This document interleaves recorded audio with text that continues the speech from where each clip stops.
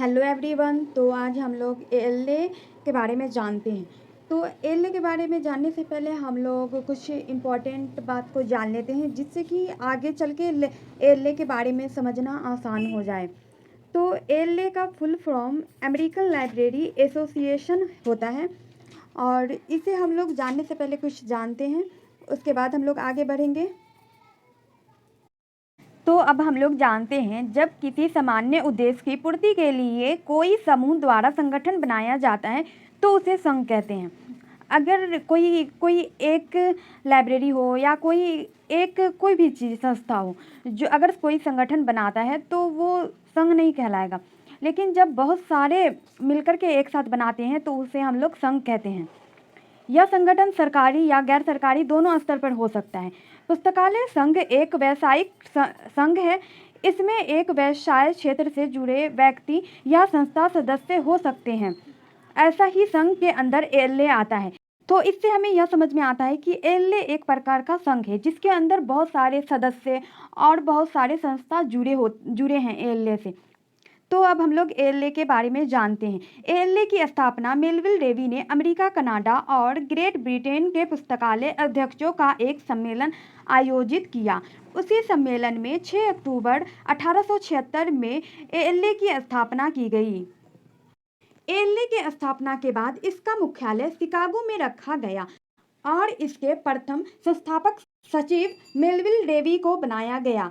ALA सबसे बड़ा और सबसे पुराना पुस्तकालय संघ है।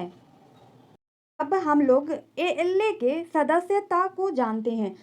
तो इसके अंदर कोई भी व्यक्ति जो कि पुस्तकालय से जुड़ा हो, पुस्तकालय में रुचि रखता हो, वो किसी भौगोलिक सीमा के इसका सदस्य हो सकता है।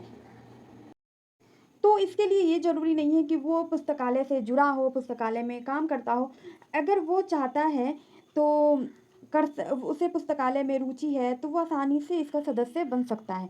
तो इसकी कोई सीमा नहीं है कि कौन नहीं बन सकता, कौन बन सकता है, कौन नहीं बन सकता। तो हर कोई इसके अंदर बन सकता है सदस्य। तो हम लोग अब ये जान चुके हैं कि एएलए का कौन सदस्य बन सकता है और कौन नहीं। तो उसके बाद अब हम लोग जानते हैं संगठन के बारे में।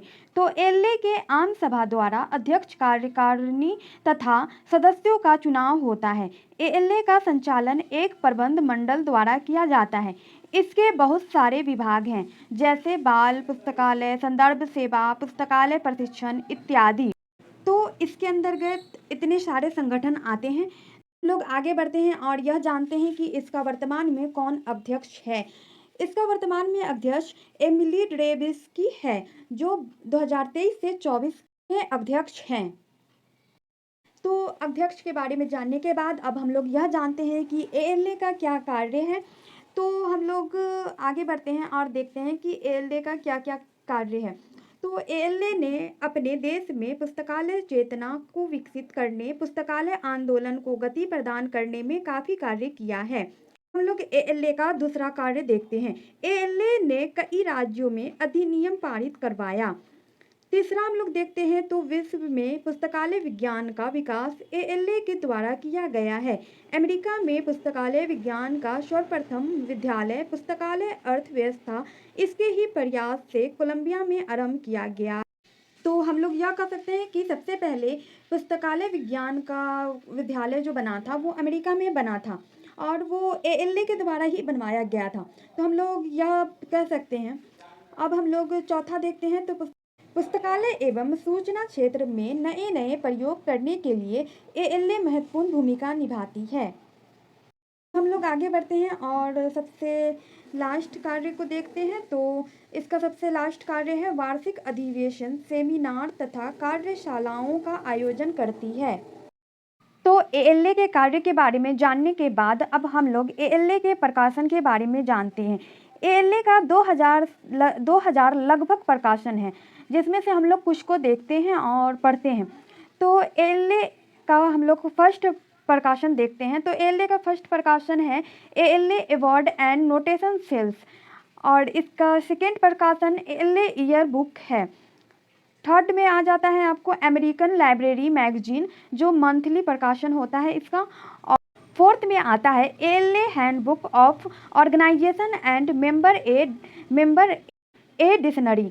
ये साल में प्रकाशित होता है। अब हम लोग 5th में आते हैं तो ALA स्टोरी का भी प्रकाशन करता है ALA। और हम लोग अब आगे देखते हैं तो अमेरिकन लाइब्रेरी जो कि मंथली प्रकाशन होता है, इसका भी प्रकाशन ALA के द्वारा किया जाता है। Washington newsletter, library technology project report, book list, ये सब ALA के द्वारा प्रकाशन किया जाता है। ऐसे ही बहुत सारे प्रकाशन हैं जो ALA के द्वारा किया जाता है। तो हम लोग इतना को ही जानते हैं, ये सबसे इम्पॉर्टेंट है, इसलिए हम लोग इतना को जानते हैं। तो अब हम लोग ALA के बारे में इतना कुछ पढ़ने के बाद हम लोग यह कह सकते हैं कि ALA ऐसी संस्था है जो बुक, सूचना, शिक्षा, संचार आदि से संबंधित है। यह यूनेस्को, इफ्ला, FID की गतिविधियों में भी सक्रिय रूप से भाग लेती है। इसके पुस्तकालय संबंधी सब्जेक्ट में अनेक देशों की सहायता की है।